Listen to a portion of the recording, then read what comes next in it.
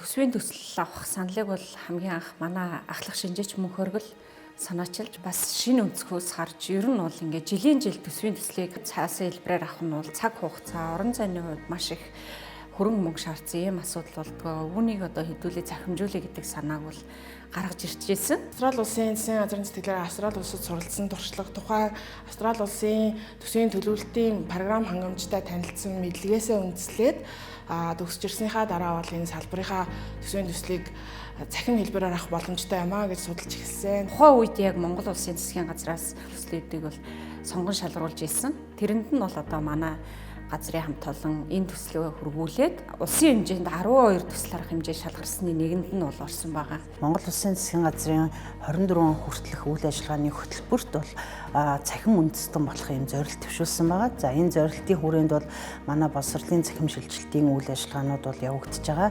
Систем боловсруулах үйл ажиллагаа маань ер нь хагас жилийн хугацаанд явагдаж байна. Энэ бол мэдээж зөвхөн боловсрол шинжилгээ ухааны яам төдийгүй боловсролын мэдээллийн систем, төрийн албаны зүйл, Азийн хөгжлийн банкны дэмжлэгтэйгээр ингээс манай санхүү эдийн засгийн газар болон орон нутгийн аймаг нийслэл дүүргүүд байгаа төсвийн мэргэжилтнүүдийнхаа дэмжлэг тусалцаатайгаар энэ үйл ажиллагаа бол бид нэлээд шуурхай зохион байгуулж энэ жилийнхаа төсвийн хуулийн цаглбар буюу 8 сарын 15 гэхэд энэ програмаа бэлэн болохоор ингээд ажиллаж байгаа. Монгол улсын нутаг дэвсгэр бол маш өргөн удам. За тэгээ баг дээр бол сургууль цэцэрлэгүүд бас байршдаг. За ингээд багийн төвөөс бол сум руугаа ирэх, сумын төв дээрээ бол сумын төвөөс аймагт ирж нэгтгүүлэх, аймагаас Улаанбаатарт ирэх гэдэг ингээд маш олон шат амжилгатай.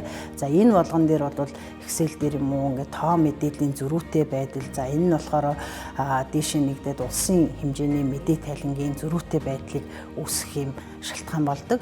За хэрвээ цахимаар авах юм бол одоо энэ суман дээр байгаа нэгтлэн өөрийнхөө ажлын байран дээр цахимаар боловсруулалтаа хийгээд товчоод дараад илгээхэд за аймаг дээр байгаа аймгийн боловсрол соёл урлагийн газрын мэргэжилтнүүд нь хянаад за манай яам руу илгээх.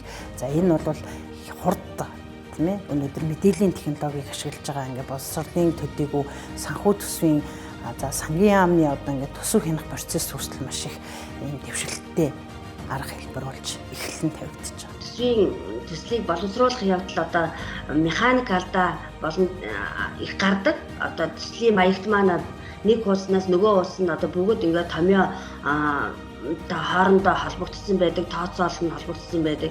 Гэтэл нэгж байгууллага нь томьёогоо алдах алдснаас болоод одоо байгууллагын төсөл алдаа гадаа гарах цаашлаад аймгийн нэгтгэл бүр цаашлаад одоо улсын нэгтгэл хүртэл одоо төсөл нь бодиттой гарах магадлал нь одоо эрсдэл үүсдэгэ.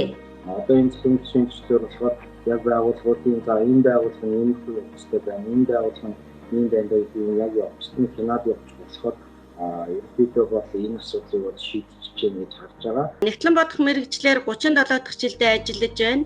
Урд нь бид энэхүү одоо төсвийн төслийг Excel програм дээр гараар хийгээд маш их хэмжээний цаасан дээр хэвлээд хэдэн зуун километр замыг туулж хөдөөгийн сумаас аймгийн төвд авчиж тушаадаг байсан.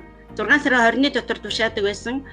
Зарим үед бол одоо хэд дахин буцаж маш их бэрхшээл энэ төр тулгардаг байсан. 2-3 удаа явдаг байсан. Зардал чирэгдэл их гардаг байсан.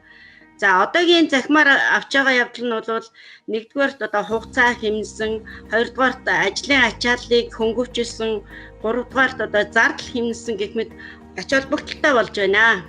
Манай хүүхдүүд нийслэлийн сургуулийн 6 ангид суралцдаг. Сургуулийн төсвийн зардал нь ямар зарчмаар явагддаг, ямар зарчмаар зарцуулагддаг талаарх мэдээлэл нь биднэрт өгөх байдгүй байсан. Бид нар мэдэх ямар ч боломж байдгүй байсан. Энэ удаагийн цахим систем маань хүүхдүүдийн маань багш нарт улсаас ямар боломж олгодог, ямар зардлаар бидний хүүхдүүдэд мэдлэг олгодог талаарх зарцуулалтын талаарх мэдээллийг бид нарт дэлгэрэнгүй нээлттэй байдлаар төсвийн ил тод байдлаар ер нь одоо харагдах юм байна. Бага насны хоёр хүүхэдтэй нэг хүүхдийн сургуульд нэг хүүхдийн цэцэрлэгт явдаг. Яг сургууль цэцэрлэгт одоо миний мэдхээр үдийн цай хоолны дээр л одоо төрөөс анхаардаг гэж боддог. Одоо бидний төсөвт бол төсвийн талаар одоо ойлголтод маш их муу байдаг. Тэгэхээр одоо төрөөс хүүхдийн сурахад хэдэн дөрөв юунд зориулж өгдөг болохыг ойлгодог, оролцдог болох ихтэй тавигдаж байгаад талархалтай байна. Улсын хэмжээнд салбаруудаас хамгийн түрүүнд цахимаар төсвийн төслийг авч эхлэх гэж байгаа нь бол бидний бахархал байна. Цаашид төсвийн гүйцэтгэлийг яаж авах юм бэ? Энэ системтэй яаж холбох юм бэ гэх юм бол засгийн газрын удирдлагын мэдээллийн системээс бүх аймаг, сумын, сургууль, цэцэрлэгүүд холбогдсон байдаг учраас тэндээс сангийн хамтаагаа хамтраад энэ дүгөө хөрвүүлд яаж оруулах вэ гэдэг ажлуудыг үе шатаагаар хийж явнаа. Цаашид бол бидний төсвийн төслөө шинжлэх ухааныхаа салбар, бусад холбогдох салбаруудтай туршлага судлан сайжруулж, улам хөгжүүлж явахын том захим төсвийн шилжилтийн бол эхний алхам гэж үзэж байгаа.